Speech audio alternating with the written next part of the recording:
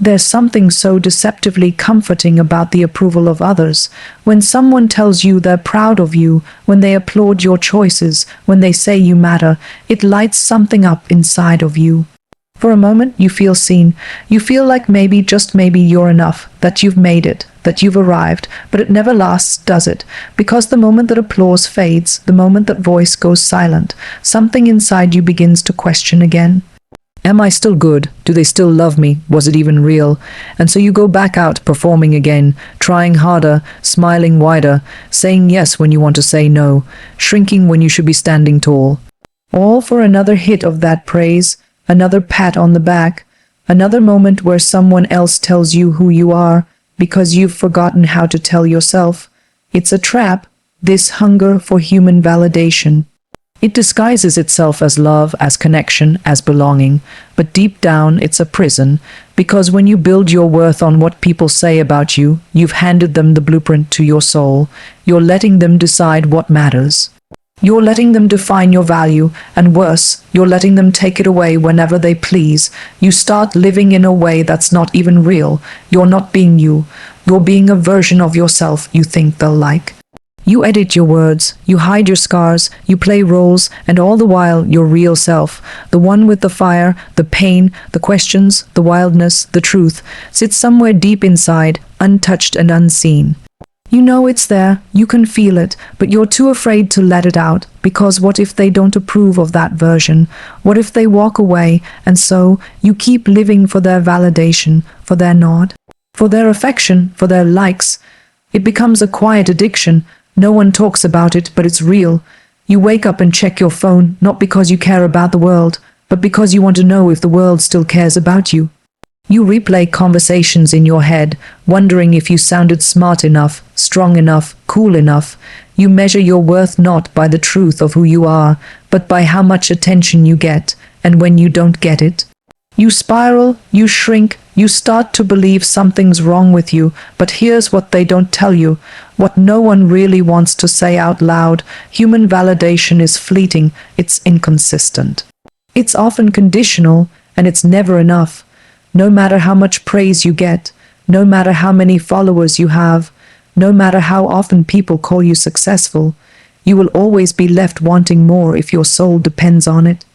Because that kind of validation doesn't heal you, it doesn't anchor you, it doesn't love you back, it just gives you a momentary high and then drops you into a deeper low when it disappears. People are flawed. They're broken just like you, and sometimes they're cheering for you because you entertain them, not because they understand you.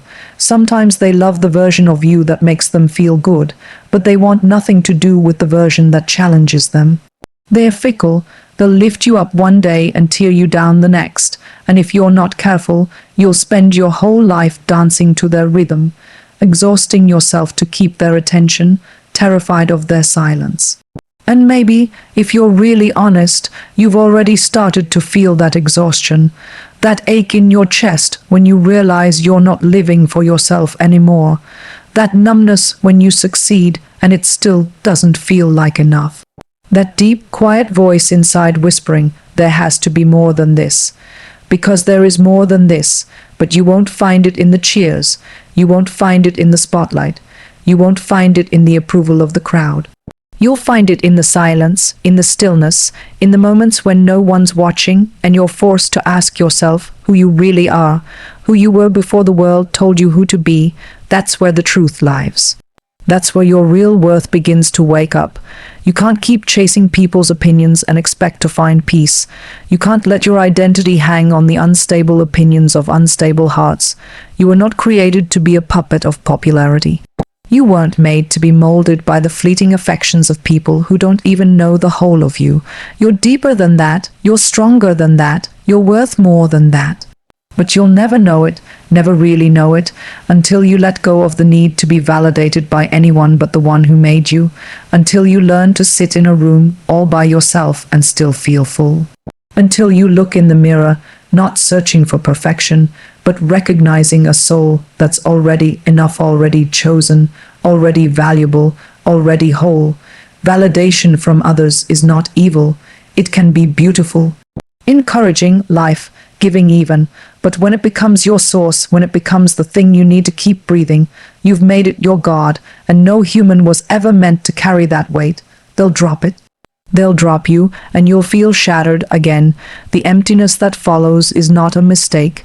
It's a signal that maybe it's time to stop searching for yourself in other people's eyes, a signal that maybe it's time to turn inward, to get quiet, to get honest. Because the truth is, you were never supposed to be completed by them.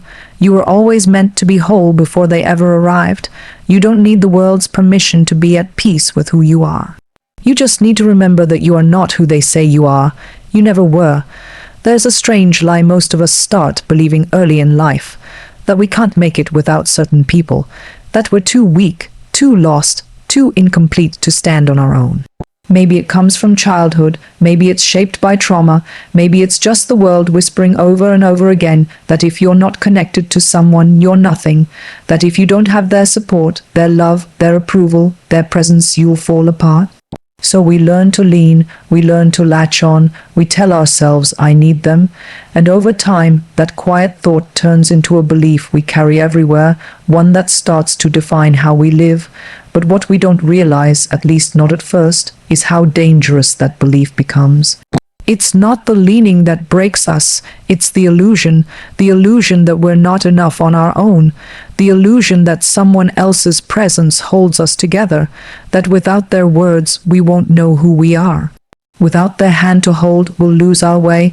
That illusion becomes a weight, and we wear it like armor, thinking it protects us when really it's just keeping us small. There's a kind of pain that comes with believing you need someone. It's subtle at first, it's in the way you second guess yourself, wondering what they'd say before making your own decision. It's in the way you don't speak your truth, afraid they'll walk away. It's in the way you lower your standards, your voice, your sense of worth, just to keep them close. You tell yourself it's love, you tell yourself it's connection, but deep down you know something's off, you're not whole. You're just surviving off their strength because you haven't found your own. You start to feel like a shell of yourself. You smile when you're supposed to. You show up. You play the part. But inside, something is hollow because you know your sense of self has become tied to someone else's presence. You're afraid to say no. You're afraid to outgrow them. You're afraid to lose them, not just because you love them, but because you're terrified of what it will mean about you if they leave. That's the illusion. That without them, you're less. That without them you'll crumble, but you won't. You might hurt. You might bleed. You might sit on the floor, shaking and questioning everything. But you won't be destroyed. Because dependency isn't the same as love. Dependency says, I can't live without you. But real love says, I can, but I choose not to. There's a difference between need and choice, and too many people confuse the two. The illusion of dependency tricks you into staying in places that no longer serve you, in relationships that drain you, in environments that silence you, because it whispers, this is as good as it gets, you won't find better, you can't do this without them, so you stay. And you start to shrink, you stop dreaming, you stop risking, you stop listening to that deep inner pull that tells you there's more, because dependency has convinced you that more is dangerous, that more means alone. That more means letting go, but the truth is, you were never created to be held up by anyone else. People can walk with you, yes, they can love you, support you, encourage you, but they're not your lifeline. They're not your anchor, they're not your source. The moment you make someone your source of peace, your source of identity, your source of value, you've already lost parts of yourself, because people were never meant to carry that weight. They'll fail you, they'll get tired, they'll change, they'll leave, and if your entire being is wrapped around them, you'll collapse when they do. Sometimes life pulls people out of your hands not to punish you, but to remind you of who you are without them. Sometimes loss isn't loss, it's exposure. It shows you what you've built your life on, it shows you what you've relied on, and if that foundation wasn't real, if it wasn't solid, it will crack, and that crack will hurt. But it will also wake you up. There's a strength inside you that you haven't even touched yet, a version of you that rises when no one shows up, that grows in the silence, that stands tall, even when your legs are shaking. You don't meet that version of yourself when everything's perfect. You meet it when dependency fails you, when the illusion breaks, when you're finally left alone and you realize, I didn't die, I didn't disappear, I'm still here. It's in that moment, that raw, uncomfortable moment, that your real self begins to emerge, and maybe that's what scares us the most, not being alone, but realizing we didn't need them like we thought we did. Realizing we gave someone too much power, that we built our self-worth around someone else's presence when it was supposed to come from something deeper, something that couldn't be taken away. Because when you depend on someone to feel okay, to feel worthy, to feel loved, you're not really free. You're just renting peace, hoping they never leave, hoping they never change, hoping they keep giving you what you should have learned to give yourself. And the truth is, most of us have no idea what we're capable of because we've never been forced to find out. We've been so surrounded, so held up, so dependent that we haven't had the chance to test our own strength. We don't know what we'd do if they left. We don't know who we'd be without their voice guiding us. We're afraid of the dark, not because the dark is evil, but because we've always had someone else holding the flashlight, and maybe it's time to learn how to see in the dark. You can care for people deeply. You can love them, you can appreciate what they bring to your life, but don't build your identity around them. Don't believe the lie that they complete you, because the moment you do, you forget who you were before they came. And if they go, and sometimes they do, you're left not just grieving the person, but grieving the parts of yourself you lost trying to keep them. You don't need to be less so someone else can be more. You don't need to bend so far that you break just to keep a connection that was never supposed to last. And you don't need to wait for someone to save you. You're not helpless. You're not broken beyond repair. The power that holds you up has never been outside of you. It's always been yours. There's a point in your life when the noise gets too loud. Not just around you, but inside you. Everyone has something to say. Everyone has an opinion, an expectation, a demand, and you carry all of it like weights you didn't ask for. You smile when they need you to. You show up even when you're empty. You say yes when everything in you is begging to say no. And somewhere along the way, you forget what your own voice sounds like. You forget what you even want. You forget who you are when no one's watching. That's when solitude starts calling. It doesn't show up with a shout. It doesn't force itself on you. It comes quietly, like a whisper in the middle of chaos. It calls you away from the crowds, away from the constant pull of performance, away from everything you thought you needed to feel whole. And at first, it feels like loss. It feels like abandonment. It feels like something's wrong, but it's not. It's the invitation you didn't know you were waiting for. Solitude isn't loneliness. It's not isolation in the way most people talk about it. It's not running away or shutting down. Solitude is sacred. It's intentional.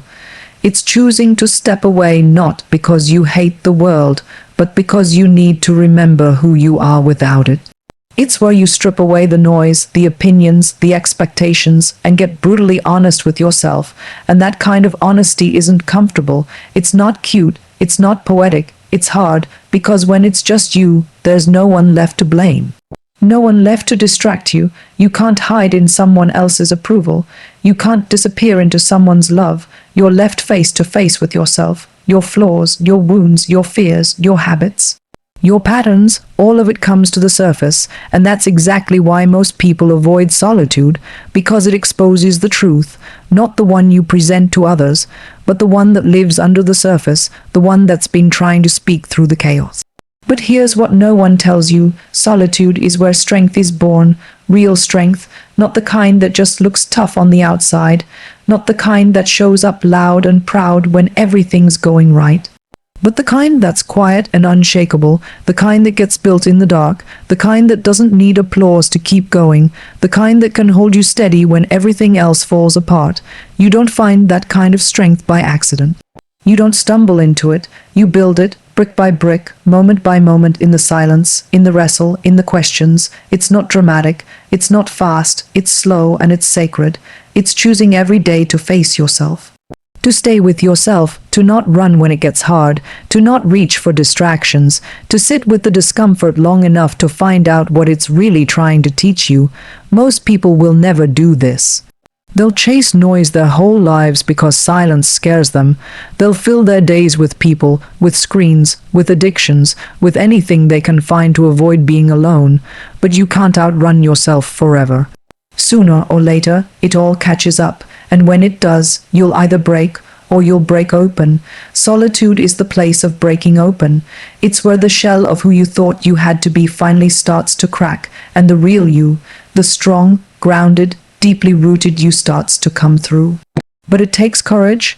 It takes the kind of courage that doesn't make sense to the world, because the world tells you strength is in numbers, in noise, in movement. But sometimes the greatest act of strength is standing still, saying, I need to step back, I need to be alone, I need to get quiet, and not feeling the need to explain yourself to anyone. In solitude, you learn that your worth is not up for debate. You learn that you don't need 1,000 voices to agree with you to know what's right for you. You learn to trust your gut, your spirit, your intuition. And when you stop looking outside for answers, you start hearing the voice inside, the one that's been drowned out for years, and that voice isn't loud. It doesn't beg for your attention, but when you finally make space to hear it, everything changes. That's where strength is. Not in how loud you speak, but in how clearly you hear yourself. Not in how many people stand with you, but in how confidently you can stand alone. And it's not pride, it's not arrogance, it's clarity, it's peace. It's knowing that even when no one understands you, even when no one claps for you, even when no one walks with you, you are still whole. People will misunderstand this. They'll call it cold, they'll call it selfish, they'll call it distant, but let them talk. They don't know the cost of finding yourself. They don't know what it takes to become someone who doesn't bend every time the world shifts. They don't know the freedom that comes when you no longer need to be held up by anyone else.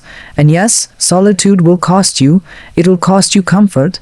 It'll cost you relationships built on codependency. It'll cost you the false sense of safety that comes from being surrounded but still empty. But what it gives you in return is priceless. It gives you you. It gives you strength that doesn't disappear when people do. It gives you clarity that doesn't fade when the world gets loud again. It gives you peace that doesn't depend on external circumstances. You begin to see that the very things you thought you needed to survive were actually the things keeping you from becoming who you were meant to be. You realize you were never supposed to blend in just to belong. You were never supposed to keep people close out of fear instead of love. And you were never meant to depend on others to validate your voice. Solitude teaches you how to be okay when everything around you isn't. It teaches you how to come back home to yourself. It doesn't make you hard. It makes you real, grounded, clear. And once you've touched that kind of strength, once you've stood in that silence and not run from it, you won't settle for anything less. You'll start walking different, speaking different, loving different. Because now it's not from a place of needing something. It's from a place of knowing who you are, and that changes everything. There comes a time when you've exhausted every other source, when your strength runs dry. When the people you leaned on aren't enough, when the things you chased no longer satisfy, when the affirmation you craved doesn't stick, it just slips through your fingers like sand. You stand there, worn out from trying to be enough, to have enough, to prove enough. And you realize that all the things you thought would fill you didn't. All the things you built your peace on shook, and all the things you said, if I just get that, I'll be okay, left you more hollow than before. That's when you begin to understand the weight of the word sufficiency, but not your own, not human sufficiency, not the shallow version this world offers, dressed in achievement, performance, or applause. I'm talking about something deeper, something eternal, something that doesn't change with seasons or circumstances. I'm talking about the sufficiency that comes from God alone. That place where you stop running, stop striving, stop pretending, and just collapse into the truth that He is enough, even when you're not. It's not a concept. It's not some poetic idea to post online when you're trying to sound spiritual. It's a reality you discover when you've reached the end of yourself, when you've tried everything else and it didn't work, when your prayers are no longer polished, just groans and tears and silence. When you stop asking God for more and finally see that He is the more, and that kind of realization doesn't happen in comfort, it happens in desperation, when the rug gets pulled out, when the foundation cracks. When the people you thought would never leave do, when you're sitting in the middle of the storm and the only thing that's not shaking is Him, that's when you begin to feel it, not just know it, but feel it, that His grace really is sufficient. Not because you read it somewhere, not because someone told you it is, but because you're living it, because somehow, even in the middle of the wreckage, you're still standing, still breathing, still moving. And you know it's not your strength holding you up anymore, it's something else, it's someone else. The problem is, we spend so much of our lives trying to be enough on our own. We wear ourselves out trying to be strong, trying to keep it all together. We think if we just work harder, pray more, do better, stay busy, don't cry, don't break, don't stop, we'll make it, and we might for a little while. We might even look like we've got it all figured out. But deep down, we know the truth. We know we're hanging on by a thread. We know the smile is forced. We know the peace is pretend, because the sufficiency we've built is fragile. It depends on us never getting tired, never messing up, never needing help. But we do get tired, we do mess up, we do need help, and that's not failure, that's just being human. The failure is thinking we have to hide it. The failure is thinking we can't bring our weakness to God, that somehow our brokenness disqualifies us from His presence. When the truth is, it's our brokenness that invites it. It's our weakness that draws Him near, because He's not impressed by strength. He's not drawn to performance. He's drawn to honesty, to the one who says, God, I have nothing left, but I know you're still here. That kind of surrender is terrifying. It's letting go of the illusion of control. It's laying down the pride that says, I've got this, and admitting, I don't. It's opening your hands and watching the pieces fall, not because you want to, but because you finally realize that you never had the power to hold them all together anyway. And in that raw, exposed place, that's where sufficiency meets you. Not your sufficiency, His, because God's sufficiency isn't about escape. It's not about removing the struggle, the pain, the questions. It's about presence. It's about knowing that even in the darkest valley, you are not alone. Even when everything is falling apart, He is still holding you together. It's about learning to rest, not because the storm is over, but because you've found peace in the middle of it. It's about realizing that the same God who spoke galaxies into existence is the same God who sees you, holds you, walks with you, weeps with you. And the beauty of that is, it doesn't depend on how you feel. It doesn't depend on how strong your faith is today. It doesn't depend on how perfect your prayers sound. His sufficiency isn't conditional. It's consistent. It's steady. It's enough when you're weak. It's enough when you're doubting. It's enough when you're angry. It's enough when you don't have the answers and you're tired of pretending you do. And that changes the way you live. Because when you stop trying to earn what's already been given, you start walking in freedom. Freedom from the pressure to prove yourself, freedom from the fear of not being enough, freedom from the shame of your weakness. You start to understand that the point was never to be self-sufficient. The point was to be God-dependent, and the world hates that. It celebrates independence. It celebrates the person who made it on their own. But that's not the way of the kingdom. The way of the kingdom says, when I am weak, then I am strong. Not because I found more strength in me, but because I leaned on the one who never runs out. And once you've tasted that kind of sufficiency, you stop running to empty wells. You stop chasing things that don't last. You stop looking to people to give you what only God can. You stop trying to fill the void with noise, success, validation, attention, because you've found the source. You've seen what it means to be sustained by grace, not by striving. To be held by love, not by achievement, to be filled by presence, not by performance. It doesn't mean life gets easy. It doesn't mean the pain disappears. It just means you're no longer walking through it alone, and you're no longer pretending you have to carry it all. It means you've let go of the need to be your own savior, and you've come to rest in the arms of the one who already is, and that is enough. Everyone has one, a moment, a line they swore they'd never cross. A weight they said they could carry until it crushed them. We don't always see it coming. Sometimes we do. Sometimes we feel the pressure building, like the last few seconds before a dam bursts.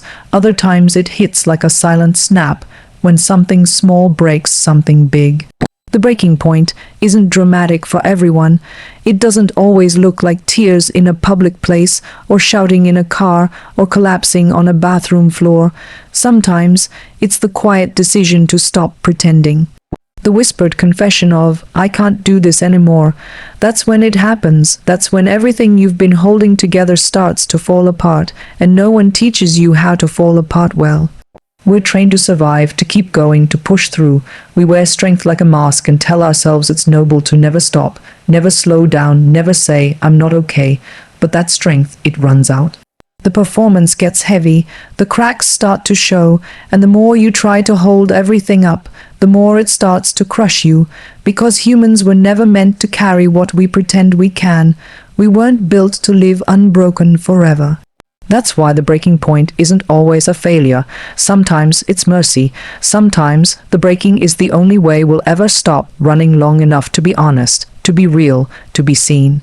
Because when everything's working, when the mask is polished and the schedule is full and the people are clapping, we don't stop, we don't question, we don't listen. But when it all cracks, when we finally snap under the weight of our own expectations, our fears, our shame, our silence, that's when the truth rushes in, and it's terrifying, because we're taught that broken is bad. That broken means weak, that broken means something is wrong with you, so we avoid it at all costs. We patch the cracks with distractions, with more noise, more people, more scrolling, more goals. We numb. We pretend, we hide behind "I'm fine," until we can't anymore, until the truth gets too loud, until the pain becomes undeniable, until the pretending starts to feel like dying. That's the breaking point. The edge where your soul says enough, where your body stops cooperating with the pressure, where your heart starts to speak louder than your reputation. It's ugly, it's inconvenient, it's painful. But it's also holy, because it's in that moment, when you can't keep going, when you've got nothing left, when the lies can't carry you anymore, that something honest begins to rise, not polished, not pretty, but true. You stop quoting what you think you're supposed to believe and start crying out what you actually feel. You stop trying to impress God and start actually encountering Him. You stop managing your image and finally start facing your heart. And in that raw space, something sacred happens, because the breaking point is not the end of you, it's the end of who you're not. It's the shattering of the false self, the one built on survival, on fear, on performance. The one that was never real in the first place. It has to break, it has to fall apart, because it was never strong enough to carry your soul. The real you, the honest you, the human you, comes out of that rubble. But not overnight, not in a single moment. The breaking point doesn't fix everything. It exposes everything. It shows you what you've been carrying, what you've been hiding, what you've been believing that isn't true. It shows you where the wounds are still open, where the lies have still been whispering. It shows you how deeply you've needed help and how long you've been pretending you didn't. And that kind of truth doesn't come cheap. It costs you your pride, it costs you your image, it costs you the approval of people who only like the polished version of you, but it gives you something real in return.